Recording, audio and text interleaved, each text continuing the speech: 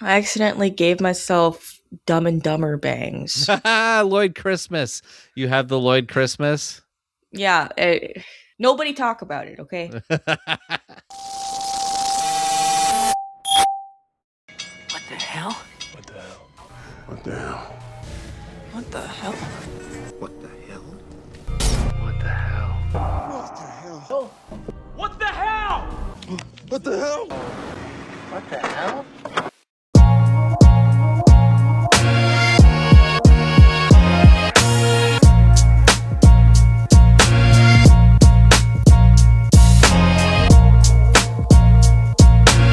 Hello, everybody, and welcome to What the Hell Should I Watch? The weekly rundown of what we're watching, which may become what you're watching, coming at you every Friday at 9 a.m. Pacific time on stevestabbing.ca.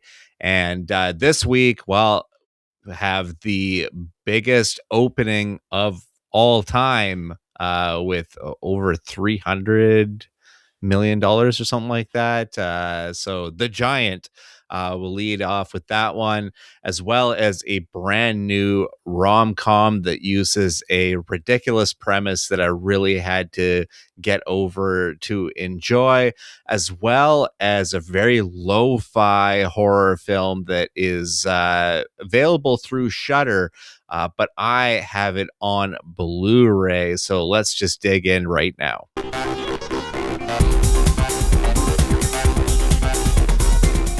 Fresh for your eyeballs this week, and it's crazy to think that we're at the fourth Spider-Man centric Spider-Man film with Tom Holland in the driver's seat. And of course, we've also seen him in Civil War, as well as Avengers Endgame and Infinity War.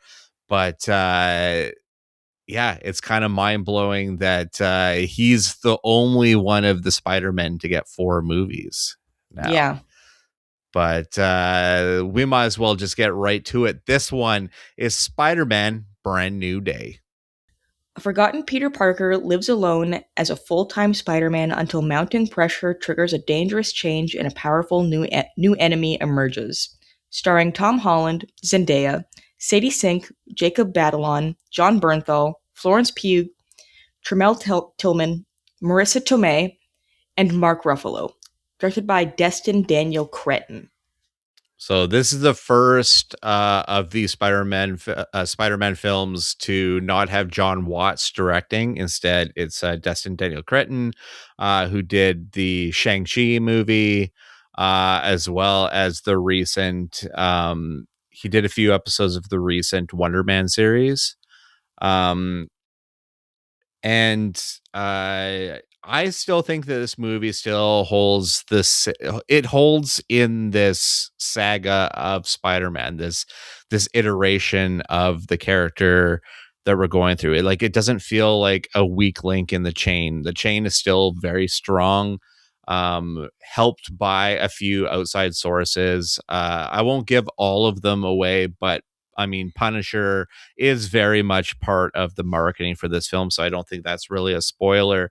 And the relationship between John Bernthal, a loner character, and Peter Parker, a newly loner character because of the circumstances of the last film, it plays off so well. And there is such a core of Peter Parker to this film that makes it a really grounded and to the fiber of that comic book character. And I think there's something really great about that. Because I really feel like through this film, and I know we've had our disagreements on this, that Tom Holland is like the most well-rounded, best Spider-Man he's a great Peter Parker and he's a great Spider-Man. And not to say that either Toby or Andrew Garfield didn't do that. They both do have those. I think Toby is a better Spider-Man, and I think Andrew Garfield's a better Peter Parker. Okay. But I just feel everything from Tom Holland. I feel like he has such a great command on the character. And this film is really well done. For every prediction you're going to make of what's going to happen in this movie, there is stuff that's quite surprising in it that I really enjoyed. And Spider-Man as a character and as a comic book entity, I mean, through the years since 2001, has always been pretty dependable as far as action goes, and finding that cool action. And I feel like they've always, even though Amazing 1 and 2 and 3 has been maligned by fans before, even though those films, being the wide scope of it being what it is, the fights in it are still really, really good, and that's what they've always seemed to understand. Yeah. But now with Marvel, we have such a bigger toy box to play in, so I think that's really exciting. So needless to say, really, really enjoyed Spider-Man Brand New Day. Looking forward to watching it again within this story of this saga of Spider-Man. And I'm interested to see where it's going to go now. And again, can't really get into the specifics of it. I want to be spoiler light, but it could go really big next time, like even bigger than it already has. A couple of people that appear in this film that aren't spoilers and aren't but aren't listed in the main cast. Liza Colon Zayas, who plays Tina on The Bear, she's in this film as kind of Peter's conduit into the police. Like, they talk on a regular basis, although she just knows him as Spider-Man, right? And Naomi Watts plays the voice of his AI that he inherited from Tony Stark. Oh, okay. So I thought that was pretty cool. Let's get some nerdy stuff here. The film was written by Chris McKenna, who has written all of the other Spider-Man movies in this series of Spider-Man. But as well, he wrote Ant-Man and the Wasp, Jumanji: The Next Level, and the Lego Batman movie as well. He wrote that. Television wise, wrote Community, a handful of episodes of that. And for you, he wrote American Dad. He wrote a bunch of episodes of that. He also wrote an animated film. I'm just quizzing, see if you remember this one. I think it's 2008. Igor?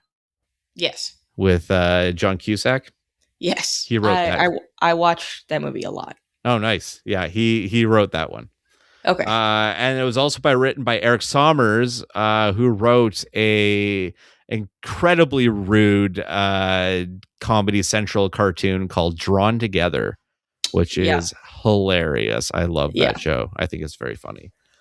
The score for this one was done by a guy I've already talked about on the show before, Michael Giacchino. When it comes to a lot of these Marvel projects, he'll probably most likely be involved in doing the score. I talked about him pretty recently. He did the score for another Disney-made film, Zootopia 2. And I'm going to talk about him in a couple weeks because he also did the score for the end of Oak Street. Oh, okay. So, and I'm very much looking forward to that one. Yeah. But needless to say, I feel like the tomato meter at 92% fresh really agrees with me on this one. The box office return already in the first weekend agrees. Spider-Man's a hit, and it's definitely worthy to see on the big screen.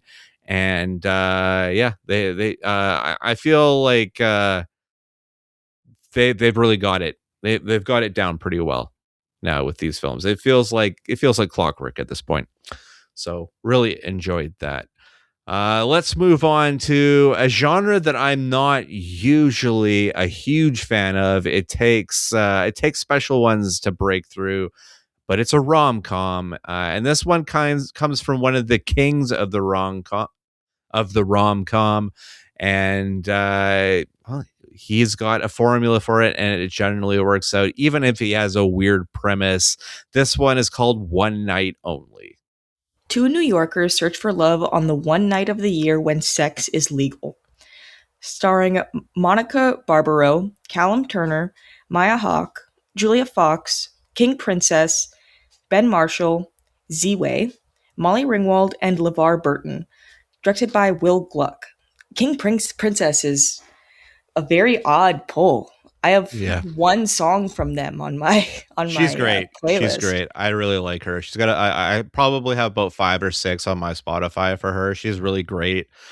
She was actually just in a movie just during the over Christmas. She was in Song Sung Blue with Hugh Jackman and Kate Hudson. She plays Hugh Jackman's daughter in that one. And honestly, she's really only in the first little bit of the film and then pops up again near the end of the film. But essentially, this is kind of like a screwball journey across New York featuring two characters that kind of they meet up with each other as the film progresses, right? Mm-hmm. But the problem with this one was first getting over what I feel is like the stupidest premise. And like one, like I don't even understand how they enforce it, like the reality of it. And they tried to bring a little bit of science into it. And it's part of the spoiler stuff. So I don't really want to get into that. But essentially there's a federal government levied mandate that there's no sex out of wedlock except for one night of the year. So it's like the purge for sex, essentially. But specifically for out of wedlock. Out of wedlock, yes. Is it to prevent it's basically they're like STDs are down, pregnancies are down, like teen pregnancies are down, like all this kind of stuff, right? So like they're basically they're so that is the initial premise. So already I'm kind of disgruntled with this movie as I'm starting to watch it. But the crazy thing is the writing is good enough and the characters are interesting enough that this movie, despite my initial dislike of the entire premise, really started to win me over as it progressed because it is quite funny. Callum Turner is great in it. I've been kind of a little bit on the fence with him. There's some stuff I like him in. There's other stuff where I feel like he's very bland. But he's quite good in this one. Melissa Barbaro is super adorable, and I really, really like her in this film. And the writing's fun. Like the situations that they get thrown into, I think are really funny. And yeah, I honestly had a lot of good laughs from this film. So yeah, I would say it definitely won me over by the end. It definitely stuck it out as a winner. And I think one of the better rom-coms I've seen in a while. So for a definite studio rom-com, like Will Gluck did Anyone But You, he did Easy A. Like he's kind of, I really like Easy A. Easy A is a great movie. Yeah. So he's kind of the formula guy that Universal goes to at a certain point. I thought it worked. Nerdy bits on this one. Speaking of what makes this film work, the screenplay was written by Travis Braun, who really hasn't had any other big things in his writing past. He wrote a Netflix DreamWorks kids show, Turbo Fast. About the snail? Yeah, he wrote the series. He wrote the series for that one. All right. So, which my youngest, your sister, watched a lot. She watched that show a lot. So I definitely was familiar with it. The score for this one is done by Esty Haim, who is in the band Haim with her two sisters. So yeah, another Haim sister in the films, into films now in a different capacity. Of course, Alana Haim was just in the drama earlier this year. And Esty also appears in this film for a quick scene. and she co-scored this film with Christopher Stracy, who did the score for Will Gluck's Anyone But You, but also a movie that's on Apple TV Plus that I absolutely love, called Cha Cha Real Smooth with Dakota Johnson. Really great film. Loved that movie. Highly recommended for anybody who hasn't seen it. It was shot by Yaron Orbach, who's John Carney's usual guy. Did like Sing Street, Begin Again. Usually it works with him, but outside of that, also did the Paul Rudd movie Our Idiot Brother, which is a really great film. Please Give, and the David Wayne spoof comedy on the Ten Commandments, The Ten, which is hilarious. Really well done. As well as the TV shows We Own the City with John Bernthal, The Deuce on HBO with James Franco, and Orange is the New Black on Netflix. But this is obviously your focus date movie, with a pretty good release time of being like right in the dead heat of summer. So I expected it to do not amazing numbers, but pretty solid numbers. And I honestly think the movie is worth checking out. It's got enough laughs to it, and doesn't feel cheesy or corny, or too cheesy or corny. And anything time it does it, it definitely has something to make up for it. Solid stuff. All right, now I really love this because I get to shed some light on some micro indie film, but it's on Blu-ray.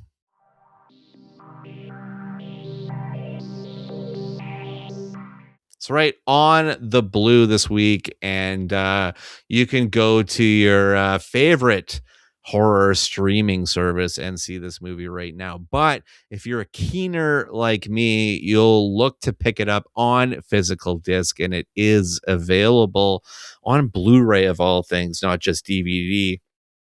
And this is a film that was given to me last year as part of the For Your Consideration award season. And I got to it a bit late, but it definitely didn't leave my mind. This one's called Dead Mail. An ominous help note finds its way to a 1980s post office, connecting a dead letter investigator to a kidnapped keyboard technician. Starring Sterling Macer Jr., John Fleck, and Mickey Jackson. Written and directed by Joe DeBoer and Kyle McConaughey. Also available on Shudder. The cool thing is, like, those two directors and writers also did like the score, the cinematography. Like, they're the team, right? And this movie has a very 80s, like, cross of the 70s to the 80s kind of filter on it, and I really, really dig the attention to the lo-fi and the embrace of it. The score for this one's done in synth, which is really great because at the core of this movie is two guys trying to revolutionize the synth, right? And then when one guy is like decides I gotta separate from this, I gotta go do something else and go home, the guy like chains him into his basement, right? And then it becomes like this story of like obsession and stuff, and then the strive to escape through this dead letter post office thing. And it's creepy, and it has like these elements of giallo to it at the same time. And it's just really wickedly shot, and it makes you wonder what these guys would do with like even Kane Parsons' budget, or hell, even Curry Barker, 750,000, which doesn't seem like a lot, but he made obsession with that film. So, I mean, you can argue that it's enough, right? Yeah. But this is the thing I really love about Shudder and the platform that they give independent horror, because I even think of a film like Caveat, Cole McCarthy's film before Oddity. It was because of Shudder, it being a Shudder original is the only reason I would have saw that film. So I really, but if I wasn't in the critic circle, I probably wouldn't have been directed to watch Dead Mail, like, because I think this is through in the States, I think it's IFC Films distributed this one in North America. But yeah, just like a diamond in the rough for sure. And I don't know. There was something enticing about the initial story of this one that really got me. So I really recommend this one for people that are looking for a horror story that's a little off the beaten path. It almost feels like kind of like an Outer Limits type of episode as well within it, but definitely worth watching. All right, quickly, I added something new to my library, more television.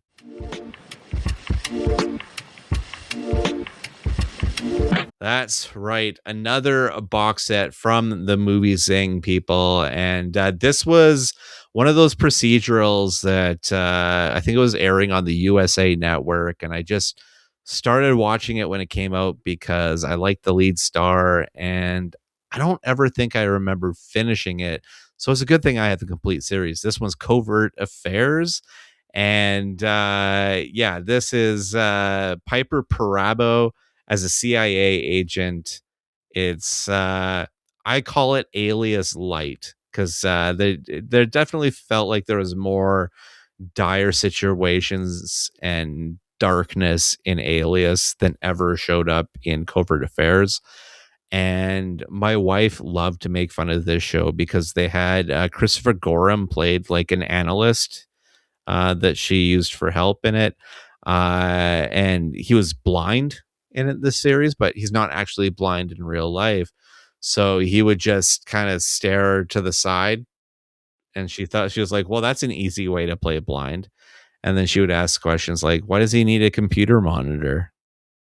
And stuff. So it became the joke. It was like that and like Rizzoli and Isles and a few other shows that were like constant running jokes.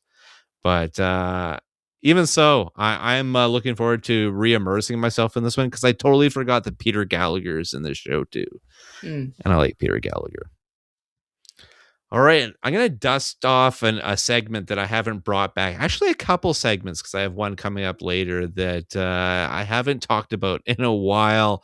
But I just want to give a spotlight to a couple shows now that I have completely made my way through them.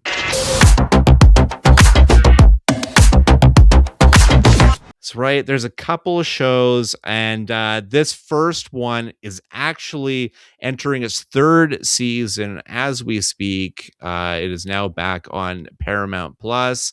But I blew through the first two seasons with varying enthusiasm, we'll say. This one's called Lioness. CIA operative Joe McNamara and her team attempt to balance their personal and professional lives as the tip of the spear in the agency's war on terror. Starring Zoe Saldana, Laisla de Oliveira, Dave Annable, Jill Wagner, LaMonica Garrett, James Jordan, Austin Hebert, Jonah Wharton, Stephanie Nur, Hannah Love Lanier, Nicole Kidman, Morgan Freeman, Thad Luckenbill, Michael Kelly, and Genesis Rodriguez. Created by Taylor Sheridan, available on Paramount Plus. It's Paramount Plus, of course, is created by Taylor Sheridan, who's the man that owns that network. Yeah, I was like, why do I know that name? And it's probably because it's just everywhere. It's just everywhere, exactly. It's Yellowstone, it's Mayor of Kingstown, Tulsa King. I haven't even seen any of those shows, and I still know who Taylor Sheridan is. And Taylor Sheridan originally was an actor on Sons of Anarchy in the first two seasons. But yeah, this is his Hoorah Special Forces series. This is Black Ops missions led by Zoe Saldana's character, who has to balance her family life in the midst of almost dying like week to week. But also like she's training new operatives and stuff. In the first season, she's training a new operative. And I was not a big fan of that character. So that really kind of lost me. In season 2, they used that character to bring in another character that has ties to like the cartel and everything. So the fact that we're established, we're already on the ground running. We don't need to do any character exposition anymore. Season 2 really started to gel. Um, and I think was a lot more interesting, a lot more action centric, a lot more unpredictable. As far as, you know, what cast, like what cast is like gonna make it, you know what I mean? Right. Like there was just a little bit more unpredictability in that fact, and I honestly started to enjoy it a lot more. Of course, season 2 has Taylor Sheridan come in as, you know, bring to as a character. He comes in that is like this badass character because, of course, Uh-huh. if it's Yeah. your own stuff, then why not, right? But I enjoy that, and the bureaucracy side is, which is where you're going to see like Nicole Kidman and Morgan Freeman, who's the president in this series. Um, so I am looking forward to the third series to see if they do even better than they did in the last season. Cause like I said, it grows on me the more episodes it gets under its belt. Um, but I mean, there's just so many Taylor Sheridan's shows. Jen was on board with me at the beginning, but she lost, as you can imagine, she lost steam, Right. and some of them have fallen away. Like she won't watch Landman with me. She xed that one out. That one's done. So I'm watching that one by myself, and I'll probably bring it to this segment at some point as well. The other one I wanted to talk about, and I talked about this one before with the streaming segment initially, and this show has since been canceled. They tried to shop it around, and nobody picked up on it, which is really, really sad. But this one's Paper Girls. Four young friends' paper routes are disrupted on Hell Day 1988 when they unknowingly time travel to 2019. While searching for a way home, they come face to face with their adult selves and learn how to work together to save the world. Starring Cameron Jones, Riley Lai Nellett, Sophia Rosinski, Fina Straza, and Adina Porter. Created by Stephanie Folsom, based on the graphic novel by Brian K. Vaughan and illustrated by Cliff Chiang. Available on Prime Video. Paper Girls as a book is so goddamn good. Vaughn and Chang are such a great creative team. And I think what bums me out the most about this one being canceled is they were part of the creative team that was doing the television show as well. And I mean, aside from your obvious ones, Robert Kirkman and stuff like that, you don't really get that in the change of mediums between page and screen. So the fact that we had some very landscape changing moments that happen in that final episode, teasing that second season that we're never going to see. And I think that it's just really, really disappointing. But it also might be a product of the streaming time, because you did have a lot of comic book streaming shows. You know, I mean, you have your Umbrella Academy, and you know, Stranger Things is going at that time for the 80s contingent of everything. And maybe it just got lost in the shuffle, because I don't think the numbers were terrible on it, and the reviews were pretty solid on it too. But I don't know. There's also money things. Like in some points, this show looks cost effective to do, but there are big set pieces that need to happen to drive the story. And yeah, maybe it just didn't have enough momentum to get a pickup somewhere else, and it's a super bummer. But basically, I'm using this segment as like a one last to implore people to watch it, because even though it's only one season, it's a fun season. And these girls are really great. I really enjoyed this cast, and I think Fina Straza went on to be like the bully in the Welcome to Derry HBO series. I think she was the Okay. mean girl in that one. So I have seen her in other stuff since, but yeah, if you're looking for just a quick run of episodes of a good comic book based show, Paper Girls, this is the last time I'm really going to get talked to about it, unless they do a pressing of it on Blu-ray. But yeah, it's definitely worth checking out. All right, another one I'm dusting off, and a segment that I haven't talked about for a while, but I have knocked another rewatch off my list, so I wanted to update everybody.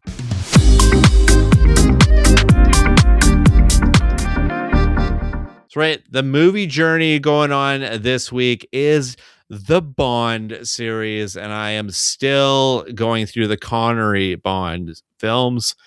And I think this one is largely regarded as many people's number one of all time. And I definitely can see where people pull that one from. It's iconic. It is Goldfinger. While investigating a gold magnate smuggling, James Bond uncovers a plot to contaminate the Fort Knox gold reserve. Starring Sean Connery, Honor Blackman, Gert Frobe, Shirley Eaton, Tanya Mallet, and Harold Sakata. Directed by Guy Hamilton. He's going to contaminate the gold. Contaminate the. He's gonna poop on it or something. Yeah, he's gonna make it all fishy. He's gonna get his greasy fingers on it. Ew, who touched this gold? It's contaminated now. Yes, I mean, this was a simpler time. This is the early 60s. So, Right. I mean, the plots were a lot simpler. He's gonna touch the gold. But I don't know how much Julius has put you through Bond. Not at all. Not at all? Is he a Bond guy, though? He was really into the games. He's Okay. really excited for the one that's coming out. Gotcha. Or came out. Came out, yeah. Yeah. Yeah, gotcha. Okay. Well, I used to watch these movies when they're in like marathons on TBS, like during the holidays. You just watch them back to back to back, and they were never in order. So now I'm going to watch them all in order. And Goldfinger is largely regarded as so many people's favorite film, and it's not my favorite, and not even my favorite for Connery, because From Russia with Love is my favorite. But Goldfinger is a solid film that really establishes it might be the most Bond of the Connery era. And I think it's because a great henchman makes a great Bond. And this film has Oddjob. And Okay. Oddjob was the guy you would want to be in the GoldenEye video game. He's got the bowler hat. He's the Chinese guy. Okay. So he's like, he was the rule. A lot of people, if you're playing a tournament, GoldenEye, no Oddjob. Couldn't be Oddjob. And I don't know. I think him and Jaws, I think, are probably the most iconic of the Bond of the villains henchmen in Bond movies. But I mean, also for Bond girl names, Honor Blackman's character's name is Pussy Galore in this movie.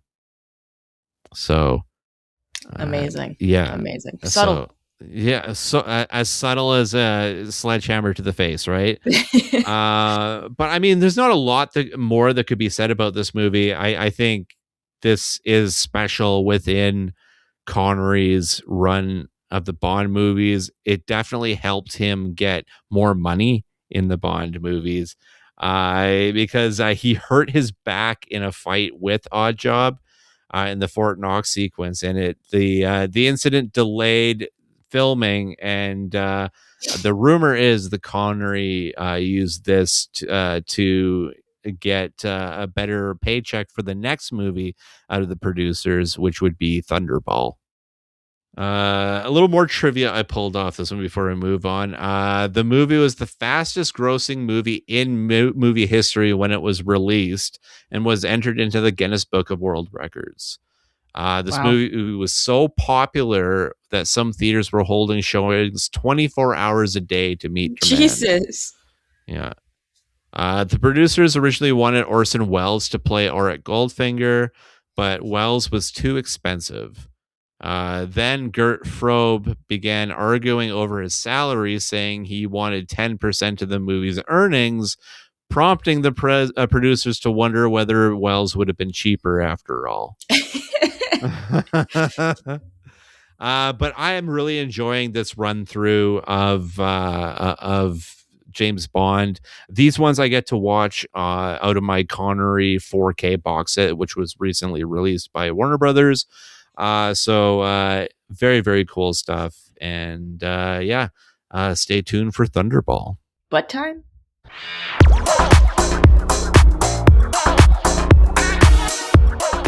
Okay, so I have two films to bring this week. I guess let's start off. Let's just go in the order that I watched them. So first up is Devil's Mouth, the new shark movie on Prime with Catherine Newton and Lana Condor. I don't know why I thought her name was Danielle. Okay, you immediately get the feeling that Condor's character wants Newton's character to die. That they're on this trip in Thailand specifically because she wants to make her death look like a freak accident. One of the first things that happens is Newton's character is swimming, like jumped off the boat that they were on and starts swimming in the water. And I'm saying the actors' names because I literally don't remember the characters' names. And Condor's like talking to her while she's in the water, and then she's like, "Okay, I'm gonna go do whatever else." And then a little bit later, they're like, "Okay, is everybody accounted for? Can we start moving?" And everybody's like, "Yeah, we're good," including Condor. Okay, and then so they start going, and they leave Newton in the water. What?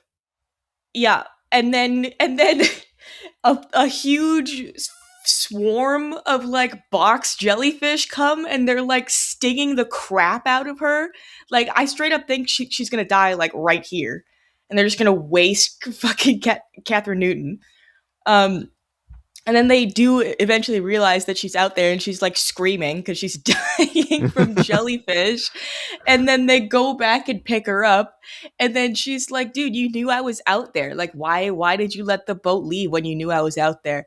And she was like, "No, I didn't know you were out there." What? And then like a few minutes later, she's like, "I actually did know you were out there. I'm sorry." What? Wow. And there is a lot of instances like that. Like, too many. That it's like, it keeps coming up. Like, I think she's trying to kill her. And she's just like routinely forgotten by the group. And she's also the only one there who isn't with like a partner of some kind. Of course. Like a romantic partner. So she's like, supposed to be, they're setting her up to be final girl. Yeah, exactly. She's fifth wheeling it. And boy, do they let her know that. Like, and another thing is that she paid for this entire trip. She paid for everybody to go. What? And everybody's treating Is this her like a like dick garbage. to her? Like, Yeah, that doesn't like, make any sense. Actively trying to kill her and also being a dick to her. It just doesn't make any sense at all. And you can immediately guess the sequence in which people are going to die. And like, I think this is actually the most aggressive shark that I've ever seen in a shark movie. And I think that's saying something. Yeah, I'd say Like, so. This shark is insane, which makes it fun to watch because it's like, what is actually going on here? It's like if you put like a rabid dog into a shark. It's Okay. crazy. So it's like So cocaine shark. yeah, pretty much. Yeah. Um, and like the entire most of the thing, like the entire shark sequence, so like 80% of the film is in like a cave system. Um, and how they get into the specific cave system is another instance of, okay, I think she's trying to kill her friend. Uh, every single decision leads to that. Um, but I mean, as far as shark movies go, it's not unexpected. It's not anything out of the ordinary. Um, it's a fun watch if you like watching movies and laughing at how dumb they are. Um, Well, I'm yeah, gonna watch it for Catherine Newton. So yeah. I mean, like that's the capacity that I can um, recommend it in. They definitely make you root for Newton because she's the only character that isn't insufferable or straight up malicious, or just so stupid that they become malicious. I can't tell. There's no telling. So yeah, I mean, watch it if you like shark movies like I do. And then the next one is Nightborn with Rupert Grint and I think her name is Syra something. She's a yeah, Finnish. it's a Finnish actor. fully finished production too. Yes. Yeah. Um, and it is the director's take on trolls, All right. like woodland trolls. And I didn't have a problem with this film. I actually liked it quite a bit. The there's some body horror that's like, oh Jesus, very early in the film. Um, with a very violent crowning scene. Yeah, I've heard about this. Yeah. It's pretty bad. And I don't know what it is, but I feel like every role that I've seen Rupert Grint in, except like the Harry Potter films, he's been like an insufferable douche. This movie is kind of no different. Like at first you're like, okay, like you can understand where he's coming from, but there's some things that this baby does or that occurs around this baby that's like, sir, like even if you know absolutely nothing about babies, I don't think it's normal for it to blister in the sunlight. Like I don't know. There might be something a little fishy going on there. I don't think your wife is imagining that one. Fair enough. Yeah. It's not amazing, but I do think that it does some cool stuff, and I do really like the lead Finnish actress. I think she's really great in this. I She like does good. Scandinavian horror, so I'm in. Yeah, yeah. There's some pretty good emotional work in this, so I would recommend it for that, and just because it's cool. Like I feel like we don't get a lot of like fairy tale horror that's halfway decent. So Yeah. And this is coming from a woman that scored The Ugly Stepsister really highly on her top 10 last year. yeah. All right. So we're almost ready to get out of here, but we got one quick reminder first.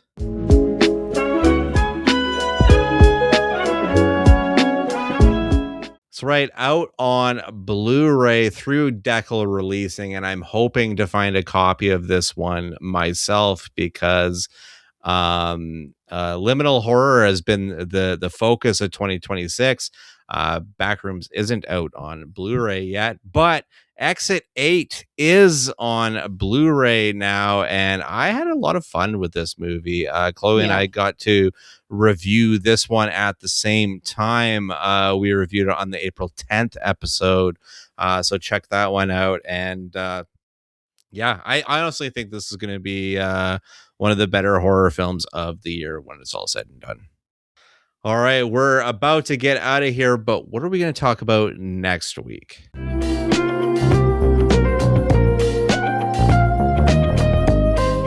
That's right, a taste of next week and Super Troopers 3.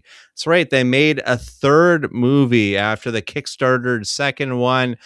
Disney went ahead and let them greenlight a third one. I enjoy Broken Lizard and everything that they've had to offer as a comedy troupe ever since they started. I pretty much own everything that they've put out. So, needless to say, I'm excited for this one. I'm going to be seeing it as part of a fan event. I don't know what that means, but we'll see what happens. Also, there's a drama coming out with Callum Turner again called Rosebush Pruning.